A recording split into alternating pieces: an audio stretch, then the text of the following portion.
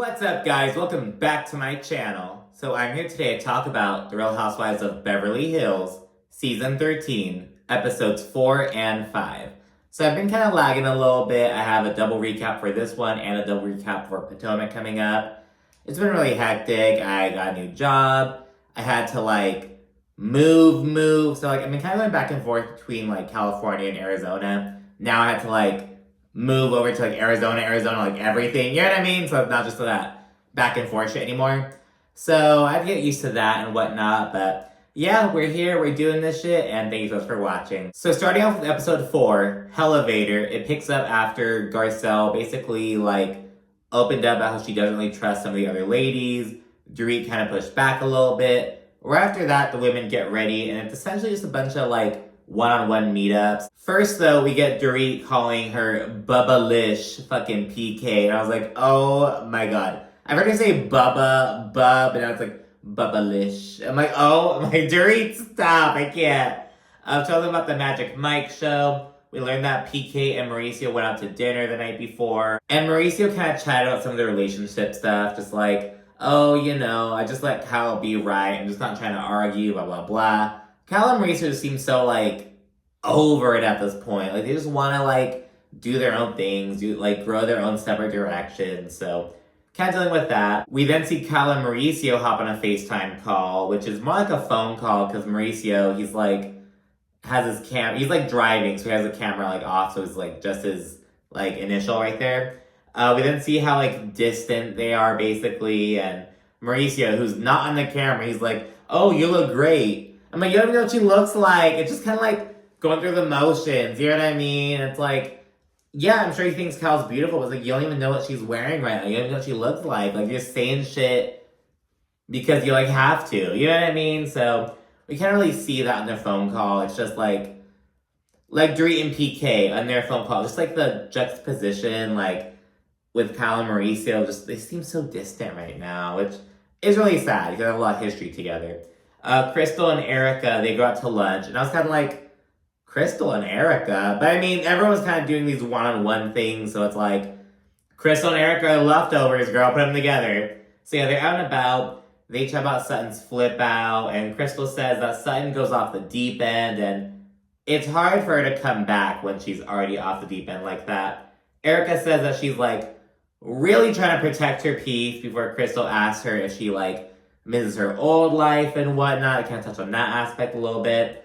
And Erica opens up about, she had a lot of good times with Tom, but, there were also a lot of bad times as well. You know what I mean? The whole fucking, him being snippy with her and whatnot. It's the same couple of scenes of, Tom already just, being a douchebag towards Erica and whatnot. And Erica ultimately acknowledges that, her life is forever changed now, but she would not go back if she could. And I'm kind of it's kind of what you have to say. You have to, move forward. You can't just dwell in the past. You can't just, fucking just keep romanticizing the past. The past is done. What... It is what it is, and it isn't what it isn't. You know what I mean? What's said and done is said and done. What is ashes and dust is ashes and dust. It's you just have to move on. So, good for Erica for kind of, coming to terms with that, I guess. Meanwhile, Sutton and Garcelle go on this little gondola ride over in Vegas. And Garcelle chats a bit about, how Dorit's response kind of, pissed her off a little bit. And, they don't really chat too much, though, because the gondolier, he starts singing and whatnot. So they can't really do a lot of chit-chatting. But yeah, Garcelle is really bothered with Dorit. And we'll see that in the second episode. But speaking of Dorit, she and Kyle go out to lunch. And Dorit continues talking about how Garcelle's revelation really hurt her. She's oh, I'm a mother, and her saying that she doesn't trust me around her children, doesn't trust me to, enough to, talk about her kids with me is, really upsetting, blah, blah, blah. And Dorit asks Kyle if not drinking is her way to, protect herself and, regain control, especially after last season. And ultimately, while talking about Kyle's sobriety, Dorit's look, girl, I've made some comments about sobriety, because we've known each other for so long. When we go out and travel, we had this great time, and now we're not really doing that. It's an adjustment. But Dorit tells Kyle, oh, I don't want you to feel like you have to explain yourself. I'm then why even bring this shit up? And then in the confessional, we see Dorit, Sutton and Garcelle, all making very side-eye worthy comments about Kyle still, like, not drinking after 8 months. Garcelle says she's really doing the mocktail thing. I miss the old Kyle. I don't like this shit. If Kyle doesn't want to drink, she, like, shouldn't have to explain it. And now, it's kind of a bit more personal for me because, like, I haven't drank in almost 4 months. And it's like, I've had some friends be like stupid comments, you know what I mean? Not all of them, but like a couple. And it's like, girl, what? It's like just annoying, you know what I mean? It's like, are you kind of hard enough? Like, kind of like try to like not do that, you know what I mean? I don't know. So I just don't like that they're kind of putting Kyle's awkward position. Though I will say, you know, like, yeah, Kyle is making these changes and whatnot. That's like, is that really that like uncommon? I mean, I feel like when people say, oh, you're having a midlife crisis, it has like this negative connotation, but like, it could be a good thing, bitch. It's like, I'm getting more active. I'm trying to prioritize my mental health. I'm trying to prioritize my relationship with like my children. I'm trying to do, you know what I mean? I'm trying to get into these hobbies I've been putting off for years, trying to heal my inner child. Like, people make these positive, they can change like the better or worse, you know what I mean? Or they can fucking go out and buy these Ferraris, do all this crazy shit. Like, it's just a change, it's a shift. We're humans, we change all the time. So like, I feel like she shouldn't be in this position, have to explain herself. And Dorit, like, you are putting her in that position. So it's kind of shitty. They continue chit-chatting and whatnot. And Kyle said that people expect her to be like all lit and shit. But she's like, I'm just not feeling it. She mentions how like, you know, she would like just go out and like have a drink. She felt like she had to. And like, you know, even if she's not super like feeling it, she's like, oh, let me just act kind of loose. And she's talking about how people almost expect that of her. And she's just not really with it. Kyle's really like pushing back against people's expectations of her in all realms, it seems. You know what I mean? So, touches on that. But moving along, Kyle said that she needs some more support from Mauricio before saying that, like, you know, because he's in, like, the real estate world. He's all about, like, these, you know, building connections and networking and these, like, events and shit. She's like, I'm just not with it. And she's like, I'd much rather just be at home reading a book than, like, going to these events, especially I'm not drinking. Which I really do get, and I will say, you know what I mean, like, I don't think Kyle should have to go to every fucking event, you know what I mean, especially, like, at this point, like, no, we've been married forever, like, the agency is, like, established, like, you know, but for important things, I think, you know, she would, like, you make these sacrifices for your partner, you know, I will say that, like, I understand how I don't like being in all these crowds and whatnot either, but you're doing something for your partner. Now, I don't think she'd have to go to every fucking thing, but you're gonna have to make that compromise somewhere, you know what I mean? And Dorit asks if Kyle, like, worries about her future with Mauricio, now that they're, like, growing in different directions and whatnot, and Kyle straight up says in the confessional that she's not happy at the moment, and she's like, we're just growing separately, and I don't want to wake up one day and be like, wow, we have nothing to talk about. At that point, everyone's back at the hotel. Everyone's getting dressed in Western wear for dinner/country bar. At dinner, they all play a game and they discuss whether monogamy is natural in humans. This question came up on fucking Salt Lake City recently as well.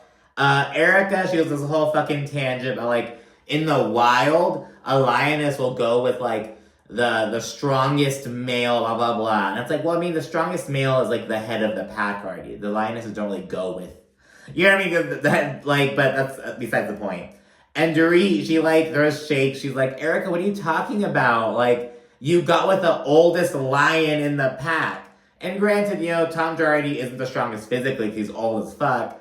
But he's powerful, you know, like in terms of his connections, wealth, you know, like pull, all that shit. So they touch on that. Kyle, she gives this really sus response. She's like, oh, you know, I'm just not sure if monogamy is natural, blah, blah, blah. Kind of like Whitney on Salt Lake City, kind of opening up about like, I don't know if this is the answer. I don't know if this is the life I should be leading, if you will.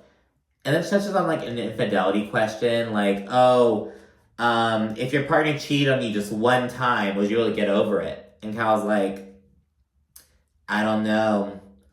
I just don't know. So it's kind of like, Kind of setting the stage for episode 6, the upcoming episode where it's like the dinner from hell. They always call everything the fucking dinner from hell. It's like not every fucking argument over fucking food is a dinner from hell, but they're kind of saying that Cal's gonna be in the hot seat, so we'll see what's up with that in the next episode. Not episode 5, but episode 6, like the upcoming one. There's another question regarding like at what point does money stop making you happier, and this prompts Erica to like get really reflective and speak on her own situation.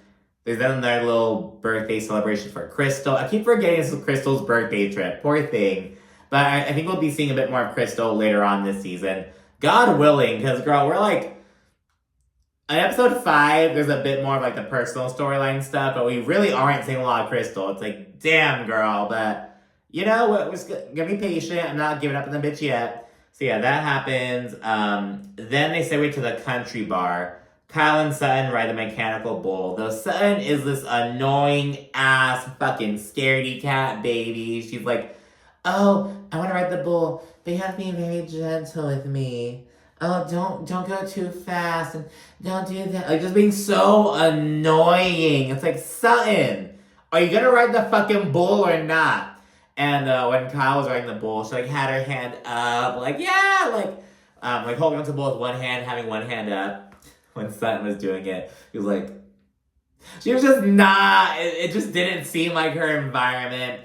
Sutton was like, oh, I love a good honky tonk bar and riding a mechanical bull. Bullshit, girl. And in the confessional, Erica, she's like, if Sutton's bull riding skills are anything like her dick riding skills, it's no wonder she's not getting a second date. And that was so funny. I was like, oh my god, Erica, so vulgar, so crass. So yeah, that happened. Then it's the next morning.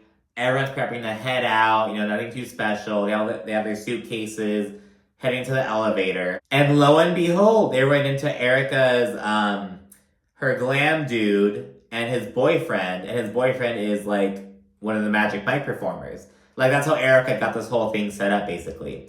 So they coincidentally run into them in the elevator. And Erica, she's like, oh my gosh, Sutton, this is your opportunity to apologize to them.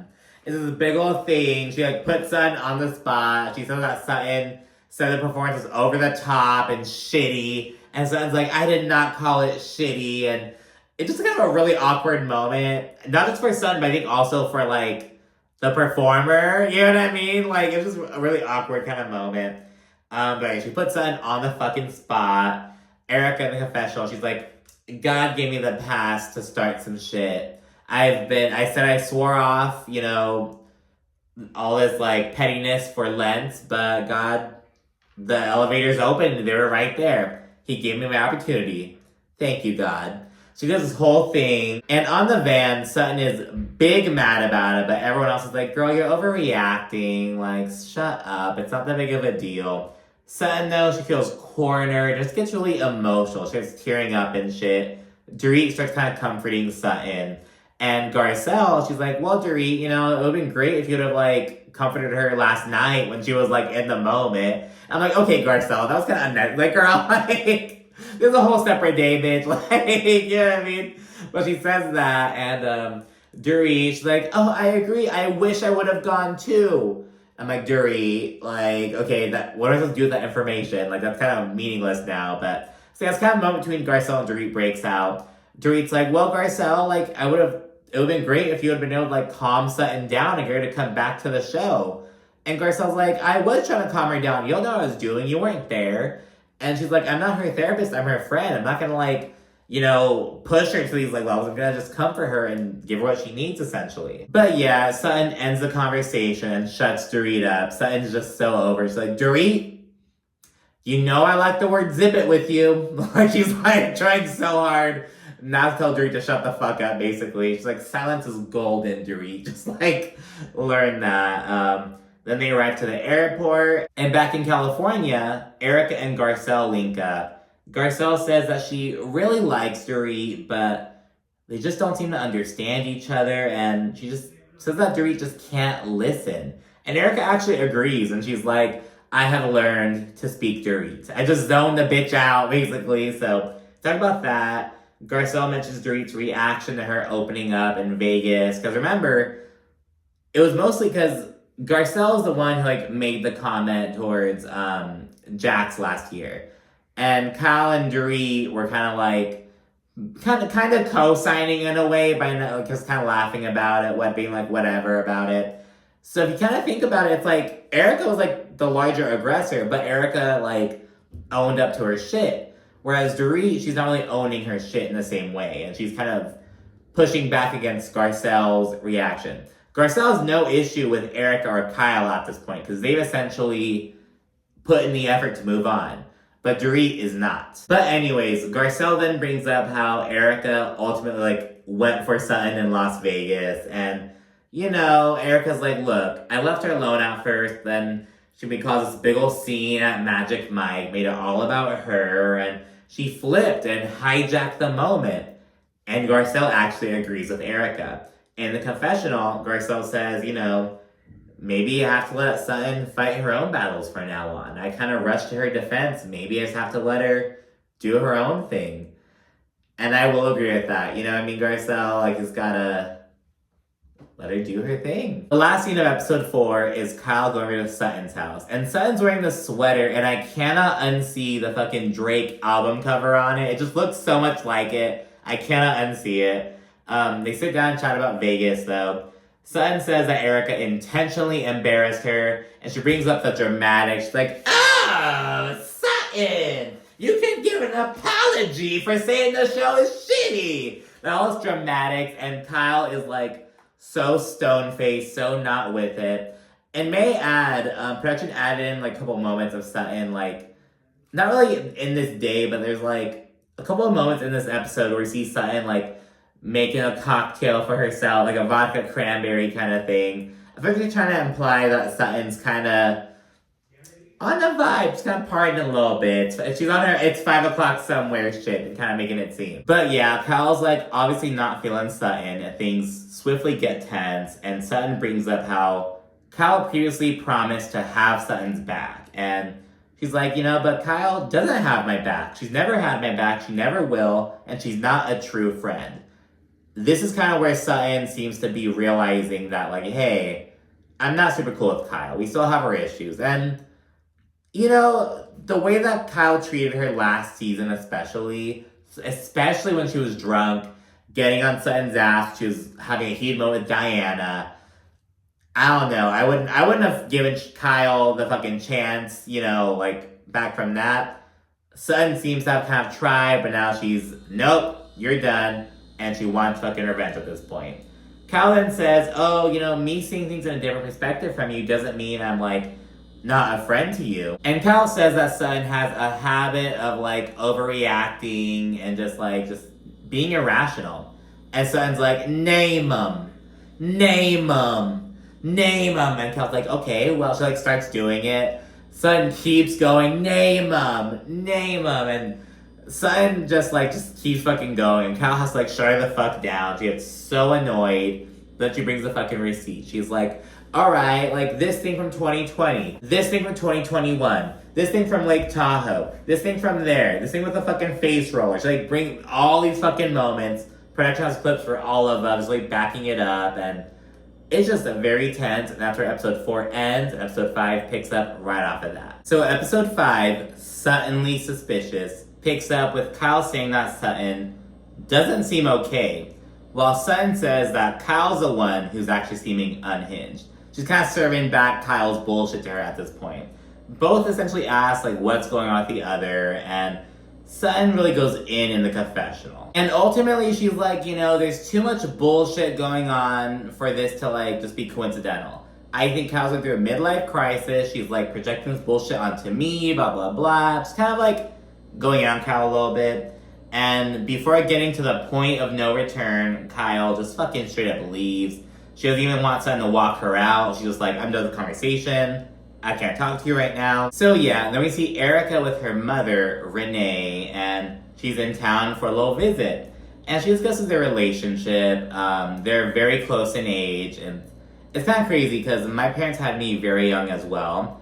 But my parents were like, they were still like strict with me. You know what I mean? Like, they were like, Because Erica's like, oh, you know, my mom was like more of a sister to me than a parent. I'm like, that was never really the case. You know what I mean? I thought my relationship with my parents was a bit more informal because they're like a bit on the younger side or a lot closer in age, but like they're still my parent. You know what I mean? So I don't know. It's kind of interesting seeing how other people who like are only like fucking 18 years apart from their parents, how they're like, oh, they're like we're kind of whatever. I'm like, that was not the case with me, girl. You know what I mean? But I just had good parents, I guess. That's fucking shit. And yeah, they have to fucking share a bed because, you know, Erica obviously downsized. Later, we see Erica filling her mom in on like, you know, the clean lady only comes once a week. I need you to start doing dishes. Like, girl, like, this isn't no fucking hotel anymore, basically. So, talk about that. Erica says that they tend to get on each other's nerves. I don't think they get on each other's nerves because, like, maybe they're so similar, or I don't know, though. They chit-chat a little bit about Renee. She, like, popped into Erica's Broadway show back in, like, 2020.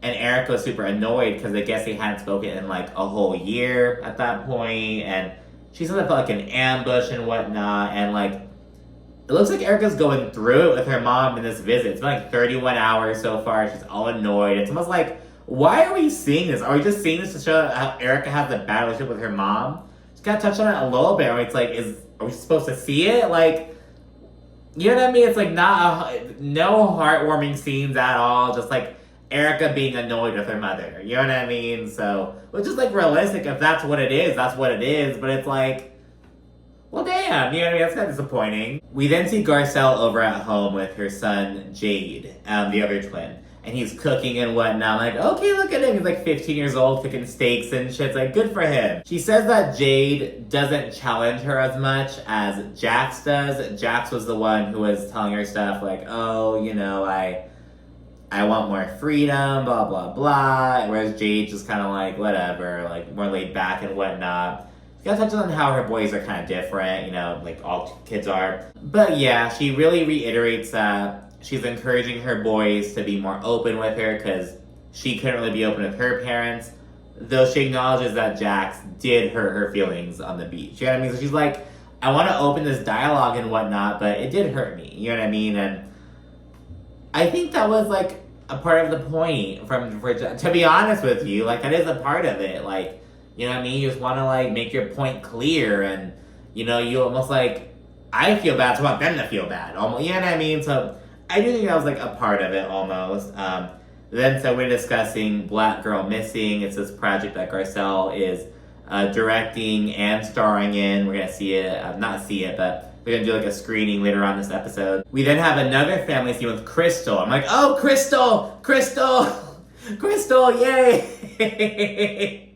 She's giving her son shit because he's like growing his hair out, which is so relatable. Everyone just goes through their phases. Like, I want to grow my like. Probably have like the fucking autonomy to be like, no, I want to do this. Like, okay, girl, do your thing. Just, you know, it's this little phase that I'm fucking like after a phase. I fucking grew my facial hair out. Oh my god! I look back on pictures. I'm like, oh my god! But that was what I wanted to do at the time. You know, that's what it is. They discussed Crystal's brother Jeff. He went back to China for a trip. Oh, before I get to that though, it was so cute when her kids, Max and Zoe, they're like 9 and 7 or something. They go upstairs to watch a movie, and they're both like, "Want to watch Back to the Future?" I'm like, "Oh yeah!" I'm like, "Oh my god, Back to the Future!" My dad loves that movie. I never really vibed with it, and like I went through my like period of like '80s movies. I mean, I was like, I loved Grease. I loved like The Breakfast Club, Rock Horror Picture Show, like all those like shits. You know what I mean? Like 16 Candles, like all that stuff. But like Back to the Future is never did it for me. I don't know, but this is kind of cute. These kids have that little retro movie and whatnot. But anyways, that happens. And they discuss how Crystal's brother is back in China. He's gonna meet up with his ex-fiance to chit-chat. And Crystal says that she and her mother essentially forced Jeff to move back to the US during COVID. So he was over there doing his thing, engaged, and ultimately him moving back to the US is what led to the demise of the relationship. And Rob, who is really close to Crystal's brother, I guess, he like travel to China together a lot because they have a home out in Shanghai. He's kind of like, he spends time with his brother-in-law. And he's telling Crystal about how, you know, Jeff isn't over his ex-fiance. He has a lot of regret. And Rob Strip is like, you know, he should have told you guys no. He should have stayed back in China. And because he didn't, because he, you know, succumbed to like his mother and his sister. And Crystal's his younger sister, but you know how it is. She's like a year younger. So she's, you know, really, but kind of like the older sister, even though she's younger, you know what I mean? But he succumbed to that and he is filled with regret, essentially. And Rob doesn't stop there. He actually says that Crystal might be competitive with Jeff's ex over who has the primary relationship with him. And Crystal's like, who the fuck asked you? She like denies this, but you know, she does say she just knows what's best for her brother. It's like, Crystal, it's some like fucking like, you've heard of like the fucking like the tiger mom stereotype. It's like a tiger sister almost. Like, girl, like what? Like, girl, let your brother live his life. You know what I mean? It's like, what is this fucking thing? Then Crystal FaceTimes Jeff, and he's emotional. She asks, have you been crying? He's like, yeah, a little bit, because he's getting ready to go see his ex-fiance, and she expresses her regret with Rob's help. He's really like, Crystal has something she wants to tell you. She feels bad. And Crystal acknowledges that a little bit. And yeah, we then see Sutton and her homegirl, Jennifer Tilly. They go up to meet Santos, her new horse. Afterwards, Sutton vents about her situation with Kyle and whatnot, and she speaks of how Kyle, you know, between her weight loss, her excessive exercising, her sobriety, her marital situation, the rumors, all that bullshit, she's like, something's wrong. There's something going on. And Jennifer Tilly, she's like, you know, when people make these drastic changes, it's often an attempt to, like, regain control, you know, of, like, you know, you feel powerless, so you want to control what you can, you know? And yeah, we then see the ladies getting ready for Garcelle's movie screening. Kyle is doing her own makeup once again. She's telling Dorit, oh yeah, I'm doing my own makeup, it's just a screening. It's like, girl, you've been doing your own makeup all fucking season. Like, girl, stop. Kyle vents to Dorit about Sutton, while Sutton talks to Garcelle about Kyle and whatnot. Kyle and Dorit ultimately shit-talk Sutton, and they think that, you know, the idea that Erica orchestrated the fucking elevator event is just totally ludicrous. I don't think Erica orchestrated it, but I don't think the thought is, like, super far-fetched, if that makes sense. Kyle then says that Sutton really turned the tables on her, and she was like, you know, telling Sutton, oh, what's going on with you? And she, like, Sutton was saying, what's going on with you? And she and Dorit say that felt like a threat, you know what I mean? That she's alluding to these rumors, she's, like, threatening Kyle, essentially. So Kyle's really souring to Sutton. But I don't think Kyle really likes Sutton, to be honest. So it's like, girl, like, you keep trying to, like, see what's up with her, but it's just not working, girl. Like, you know, whatever. Dorit, she rolled up to Sutton's house, because I guess they're gonna wind up riding over together or whatnot, which felt random. I was like, why are Dorit and Sutton going together? But it is what it is. And she gets upset because she's, like, waiting in the car, and Sutton's having his whole fucking photo shoot inside. So, yeah, that happens. And wasn't there a similar scenario where people were waiting on Dorit, and she was, like, taking the photos upstairs? She had that one picture of her, like wasn't Dorit in, like, the same situation before? I wish Brett should have, like, played that. You know what I mean? Because, like, Dorit, you've had similar fucking moments before where you're late to shit, or you hold your friends up because you're taking fucking pictures. But, you know, because it's Sutton, it's this big old problem. But, you know, whatever. Garcelle, she rolls up to the venue with her twins and their friends and whatnot, followed by some of the other ladies. Right before arriving, Dorit, she learns about how it's going to be like a 100-person event. And she's like, wow, I would love to have a heads up. Like, you know, my anxiety and everything, blah, blah, blah. And she says that she's, you know, just unprepared and ultimately triggered. And in response, fucking Sutton, in confessional, she's like, we're just gonna see a movie.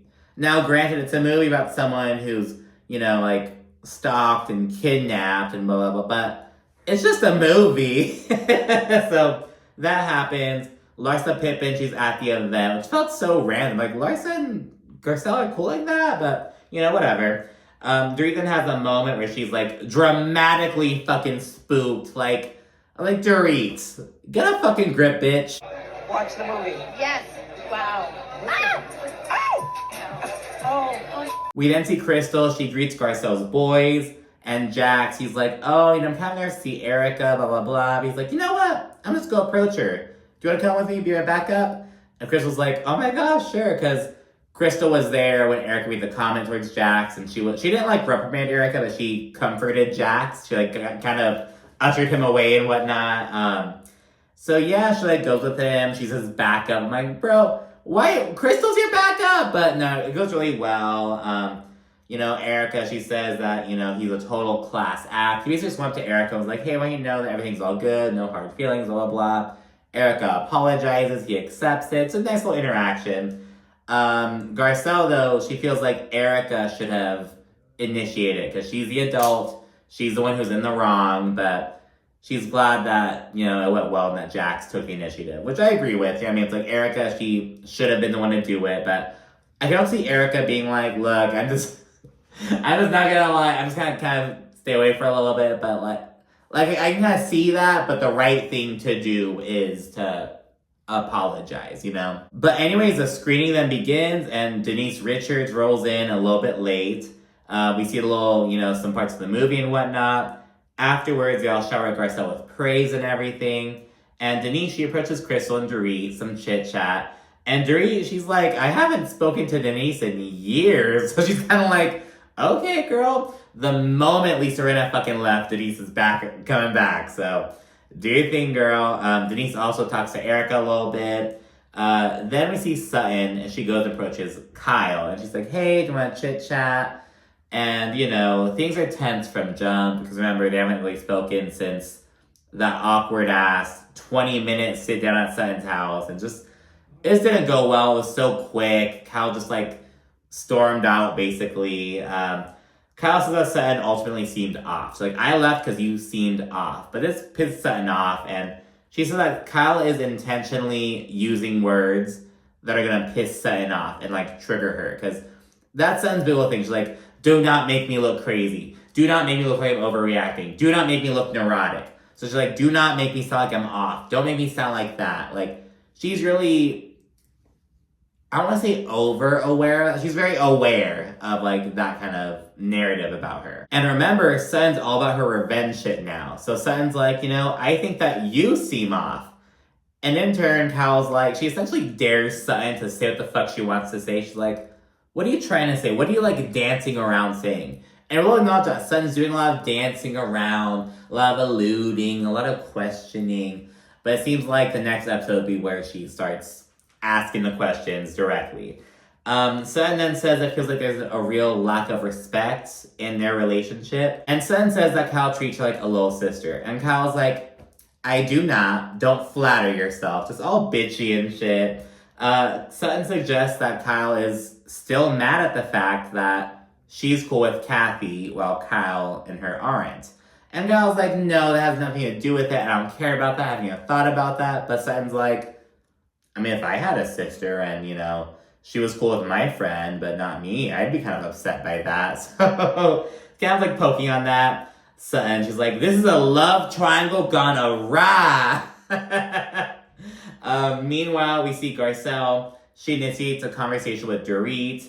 And after some small talk and whatnot, just some bullshitting about the fucking movie, Garcelle acknowledges Dorit getting defensive when she was, talking to her in Las Vegas. She's like, you weren't really hearing me out, and you just kind of turned it into this negative-ass thing. And that's not all, because Garcelle also brings up how, Dorit failed to reprimand Erica back last year, and she lashed out at Jax.